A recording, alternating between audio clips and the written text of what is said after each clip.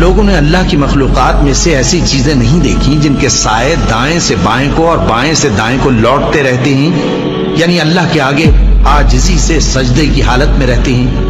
اور تمام جاندار جو آسمانوں میں ہیں اور جو زمین میں ہیں سب اللہ کے آگے سجدہ کرتے ہیں، اور فرشتے بھی، اور وہ ذرا غرور نہیں کرتے، اور اپنے پروردگار سے جو ان کے اوپر ہے ڈرتے ہیں، اور جو ان کو ارشاد ہوتا ہے اس پر عمل کرتے ہیں۔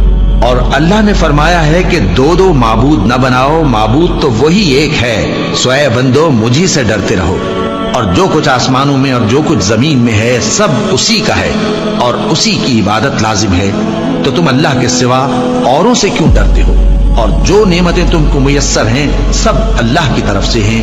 پھر جب تم کو کوئی تکلیف پہنچتی ہے تو اسی کے آگے فریاد کرتے ہو، پھر جب وہ تم سے تکلیف کو دور کر دیتا ہے تو کچھ لوگ تم میں سے اللہ کے ساتھ شریک کرنے لگتے ہیں تاکہ جو نعمتیں ہم نے ان کو عطا فرمائی ہیں ان کی ناشکری کریں۔